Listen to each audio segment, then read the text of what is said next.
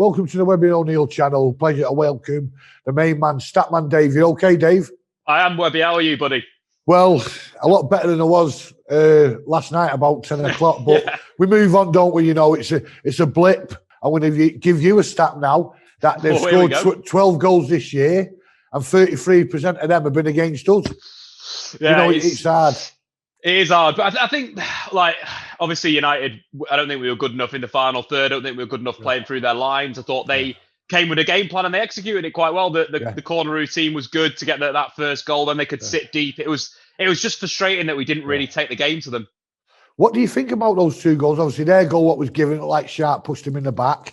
And then the goal when the keeper dropped it and Martial put it in. And then, obviously, we've had the benefit of seeing on BT the ex-referee saying their goal was correct and ours was disallowed because it was correct. I just think that if you give one, you've got to give the other. Absolutely. Either you give them both as goals or they're both not goals. For me, they're both goals. I think you look at both the keepers, I don't think they've been strong enough in those environments. And I think they're both, it should be 1-1 after that. And I don't know why the referees, what he's seen, because Maguire goes up to contest it fair. He doesn't impede the goalkeeper getting it. And it breaks the Martial go. Again, I'm not sure why, the rule in there, and hopefully they'll have a look at it and sort it out, because keepers get far too much protection these days. Obviously, last night was a bit of a bad one for us, but how do you think we'll do till the end of the season? What's your take on it?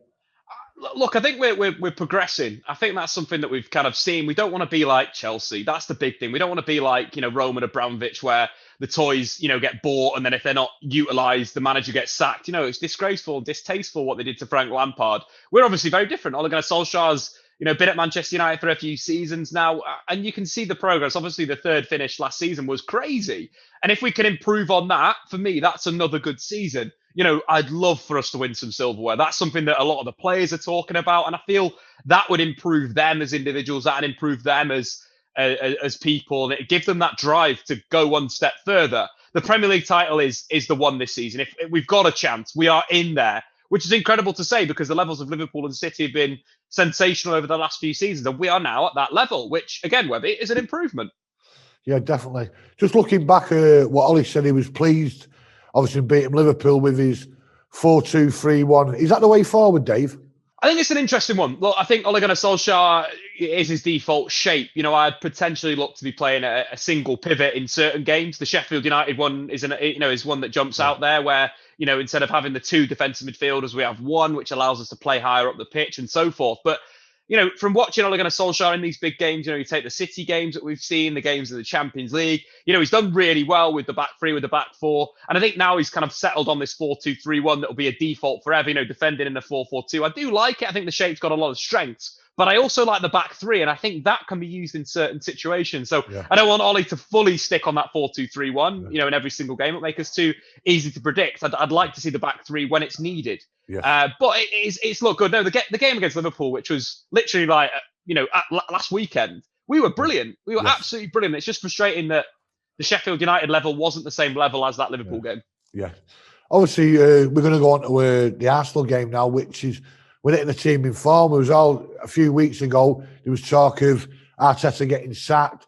He wasn't winning. They was getting booed. Well, when they had the crowds in, they were booing. I always remember that the gentleman sat in the stand with his face mask over his eyes, but they've turned it around, and obviously you're going to give me some stats on Arsenal, because I watched them the other night at Southampton, which is a tricky place. They've gone there Saturday, got beat in the cup, and come back there and deservedly won the game 3-1. I thought they were brilliant against Southampton. I thought parts of their game, the link up between the forward line, Smith-Rowe, and then you're looking at Saka, such a breath of fresh air, 19 years old. Arsenal have spent a hell of a lot of money on wingers. Nicolas Pepe, 70-odd million, and now they've got a lad from the academy that's coming in and doing the business. I like that approach from Arsenal. It's similar to our approach with Mason, with Marcus. It's bringing those young lads through. And, Saka is someone that in these 6 games has really excelled for Arsenal Football Club. We're taking a look at his stats. He scored 4 goals, got 2 assists in that little run of 6 games where Arsenal have been dominant. Most dribbles, most chances created, most expected assists, most shots taken. So he's looking like the danger man for them. And at 19, that is cracking. But I think Smith-Rowe as well has come in and done well for Arsenal. Arsenal have Mesut Ozil, lazy, off the ball. Smith-Rowe's completely different, massively improved their pressing. His numbers are around 16 pressures per game, which is sensational for such a young player, 20 years old again. And he's not just adding that to Arsenal, he's got 0.6 assists per game, which is one of the best records in the Prem with Harry Kane and Kevin De Bruyne. So they've brought 2 young lads in that seem to be doing the business, Webby.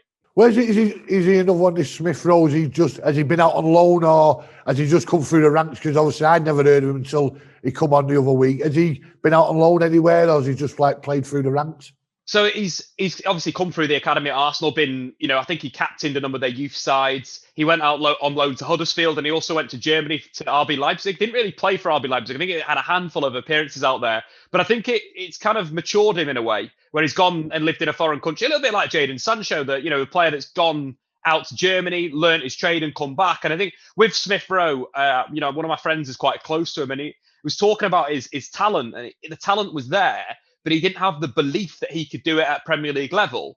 And now we're seeing the belief in him as a player, and he's sensational. Very technical footballer, great off the ball. He makes the right runs, and I think that's something for a young player that you've got to look at and think, wow, this kid could be something special. Yeah. Just going on to the United team, obviously I was a bit of shock that Tuanzebe started last night. Obviously the word is it's Lindelof or Bailly. What did you expect Lindelof to come back in if he's fit? Is Bailly, who I thought probably had his best football at the club, apart from the Fulham game? I thought the other games he's been outstanding. So where's your look on that, Dave? If they both fit, who do you go for? I think it's a difficult one because they're both in their own right good players in certain scenarios. I think with Victor Lindelof, he's probably a better passer than Eric Bailly in terms of he's got that vision, take his assist that he got against Sheffield United in that away game. Great ball that was. And Eric Bailly's maybe more that physical, a bit quicker, to deal with pace. So I think for Arsenal, if you're looking at it from that perspective, Eric Bailly's probably the one you want to go with. You're thinking Lacazette will probably be back. He, very, very fast mobile forward. Saka as well is in there. Lacazette's shown some really good movement. Yeah, he may not score every time he's 1v1, but he'll get the chances. So I reckon Eric Bailly is probably the one for this game. I thought Axel Tuanzebe played quite well against Sheffield United. Obviously, bar the moment for the goal where he could have potentially cleared that first opportunity, but it wasn't like a David De Gea moment where he could have definitely cleared it. But I thought he was good over the ground. He was quick, and it's something where he needs to build his confidence, Axel. And I think that's something that our United fans need to support him through this period. But yeah, I'd say Eric Bailly over Victor Lindelof for this game, Webby. Yeah. If you're looking at it though, we're saying with Axel, he just needs game time, doesn't he? He's been out on loan at Villa. Villa wanted to keep him. Obviously, brought him back, and then he played in a cup game last year when he was captain. What that must be for the local lad to captain United. Then he gets the injury, and he gets a setback. For me, and then you look at his performance at Paris Saint-Germain, which was probably one of the best centre-half performances I've seen at United since Martin Buchan. Do you know what I mean? It was that good that night. He had them both in his pocket. So I think he's got a great future. But I'm just going to go on quickly about the criticism and the racism he got last night. Not just in Martial. They don't want to play bad. We don't want them to play bad. But the stuff what I've seen this morning, I didn't look at it last night. I kept my phone away, and it's absolutely disgusting, Dave. And something's got to be done because we keep seeing this kneel. And it doesn't seem to be working. These people they've got to be punished. It's absolutely disgusting. And it's one of these things where we need to address it as, from every perspective of life. Yeah. And it just makes me feel really sad. It really does. I thought we make steps forward in the, for racism and discrimination. Yeah. And then these types of things happen. And you think, why? What's going on? It's so easy to get on Twitter now and other social media. I think that you're going to have to do something to prove who you are, where you live. You look at the scenario last year of Wilfried Zaha, and when they found the culprit, it was a 15-year-old boy. Now, I seen some of the stuff what he's written, and it upset me, you know, and I'm thinking, the kid's got a talent, Zaha. It never worked out for him at United, but he's got a talent. He's a great player. Some people don't like him, but for him to wake up in the morning and read that, it doesn't matter how many millions you've got in the bank, it's heartbreaking. I agree. The social media companies have got a lot to answer for, and they need to start making calls. They need to start making moves and supporting the police. Obviously, they do that, but let's take a forward approach on this. These are big companies. They have the resource to deal with this. They can start the fight early. Yeah, and I think that's a big thing. Yeah. Right, Dave. Before I let you go, because I know you're a busy gentleman, give us a prediction for Saturday evening, mate. So the last 3 games between the two sides in the Premier League have ended 1-0, 2-0 and 1-1. Yes. So I don't expect goals in this game. I think it's going to be tight, but Arsenal have won twice and they've picked up a draw. I think it's time for Manchester United to pick up a win here. I'm going to go 1-0 United, Mason Greenwood. I think it's just about to tick for Mason Greenwood and he's going to fly into some form. Hopefully, I'm going to go 2-1 United. Last minute penalty. Some coming on is Jesse Lingard for his last game for United before he goes out on loan. Puts it in the back of the net and then he moonwalks all the way down to the other goal. I'll tell you what, that'd be class, Webby. It'd be class. I wonder what odds you'd get on that for a full moonwalk. Dave, listen, it's been a pleasure. Brilliant, bud. And I'll see you soon, mate. Look after yourself and hopefully next time we see each other, it'll be 3 points. I hope so, Webby, of course. Subscribe to the Webby and O'Neill show right now. Cheers, Dave. And yeah, also, don't forget Instagram. We've got the team news come out an hour before the game, and then you can watch the full-time live verdicts with the O'Neill family. It's quite fun. So hit that button, stay safe, and I'll see you all soon. Thanks, Dave.